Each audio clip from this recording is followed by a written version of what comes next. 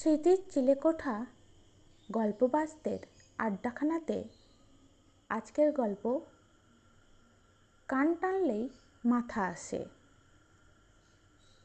পণ্ডিত মশাই একবার মহারাজের কাছে তার ছেলের বিরুদ্ধে নালিশ জানিয়ে বললেন, আপনার ছেলে মোটেই লেখাপড়া করছে না, পড়ার সময় এদিক ওদিক ঘুরে বেড়ায়, আর ও লেখাপড়ায় মাথা একেবারেই ঘামায় না।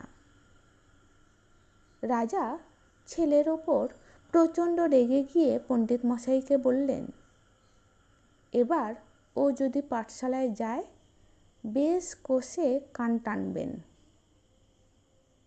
মহারাজের কথা শুনে গোপাল সঙ্গে সঙ্গে বলল, আপনি যথার্থই বলেছেন, কান টানলেই মাথা আসে।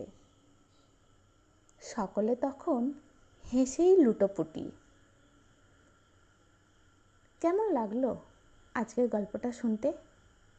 যদি ভালো লেগে থাকে তাহলে লাইক করবেন, শেয়ার করবেন, আর এই ধরনের আরও নানান স্বাদের গল্প শুনতে চাইলে স্মৃতির চিলেকোঠা চ্যানেলটাকে সাবস্ক্রাইব করে আমাদের সঙ্গে থাকবেন।